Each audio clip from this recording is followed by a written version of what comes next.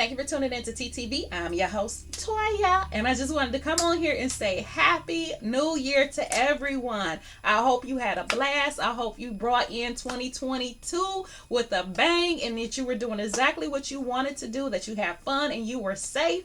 I hope you don't have no hangover. I didn't have a New Year hat, but this was my son's hat from couple of Halloweens ago, so I just put this on. So I hope you like my hat. But welcome to 2022. So I debated on whether or not to share a book with you guys this week, but I realized I didn't do one last week, so I figured I would come on here and share one with you to start the new year off with, right? So if you haven't watched one of these before, the app that I use to listen to books for free is called Libby, and I get that through One Overdrive. I keep saying OneDrive. You guys, I just realized that. It's called Overdrive, but the link to it is below.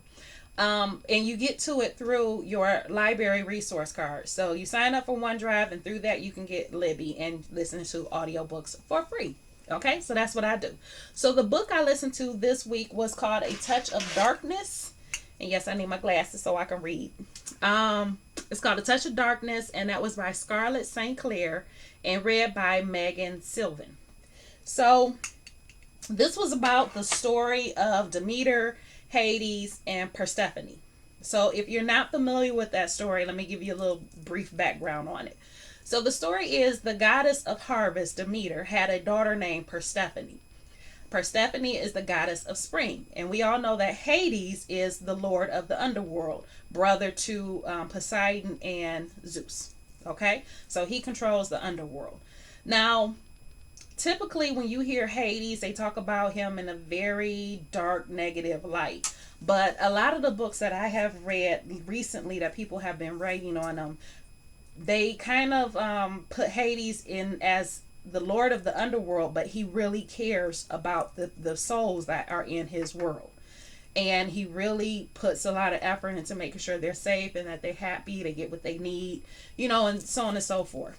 So in the traditional story, Persephone ends up going down to Hades, and she ends up eating the food there, and I can't remember what the original story, because I done read so many things about it, but she ends up having to stay in the underworld for 6 months, and then she comes to the regular world for 6 months. So she goes back and forth.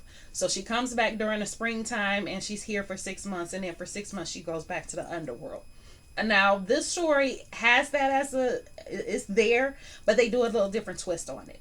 So Persephone does end up in the underworld, and her and Hades do end up falling in love. Which is one that I've heard of before, that, most recently. And y'all know I'm always trying to tell y'all the story without telling you the story. And this one was different because it started out with Persephone getting permission from her mother, Demeter, to even come to the mortal world to enjoy her life, to go to school and learn. Okay? And she begged her mother for it because her mother kept her locked away in their home world and wouldn't let her out. So she was basically a prisoner to her mother's home, and couldn't get out. And so when she was allowed to go to school, her mother still kept tabs on her, had people watching her, had magical traces on her, like did all this stuff to keep an eye on her and watch her. And in the end, the story still prevailed. Okay, in the end. So, and again, I don't want to tell y'all that story without telling. I want to give y'all the information without telling you the story. So in this one, Persephone is going to school to be a journalist, and she ends up having to interview Hades. And that's how it kind of goes. And Hades has this nightclub where he makes these deals with mortals and for their souls. Okay. And so she's upset over it, and she wants to do research and background on Hades. And then from there, the story spirals. So how does that tie into this channel and what we do here? So when we were talking about the Tao Te Ching on Wednesday, one of the things it was saying was when you overvalue something. So her mother was overvaluing her, okay, Persephone. So Demeter was overvaluing Persephone, and to the point where she was so afraid that she would end up losing her daughter to Hades, and all of that was going on. So she did all these things She put all this energy and all this focus on keeping a track on her daughter, keeping the, holding those reins, or like we say, putting that leash, putting that leash on the collar on the leash. Jesus, can't get it out. But putting the collar on the leash, and she's trying to keep such tabs and keep her so close and control everything that she's doing, to the point where she ends up losing her. And again, that goes back to what we were talking about the Tao Te Ching on Wednesday. That, when you overvalue something, you're asking for it to be lost. You're asking for it to go. This hat is starting to irritate me. I'm sorry, y'all. But you're asking for it to be taken away. And so that's part of the Demeter situation. With Persephone, she actually found herself. There were things that she wanted in her life. She wanted to go to the mortal world. She wanted to go to the city. She wanted to be a journalist. And these were things that she imagined and visualized all her life. These were things that she wanted and she asked for and she concentrated and focused on until it became reality.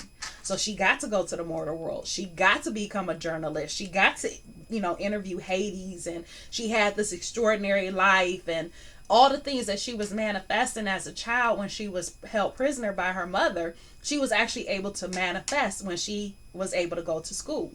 So manifestation and going into with the Tao Te Ching, these are things that we talk about on this show. And so with her being able to manifest what she wanted in life and bring it forward to get to where she wanted in life is a beautiful thing. And this ties into my message from yesterday, New Year's Eve. Okay, you have to reflect on the future. Let's come on. This is 2022 now. We got to write down what we want. What do you expect from 2022? Look at 2022 as your best friend, okay? Look at it as a person, as your best friend. What do you want this new person in your life to give to you? What do you want this new person in your life to be to you, okay? So let's get it manifesting. This is 2022 now. It's going to be a bomb year, all right?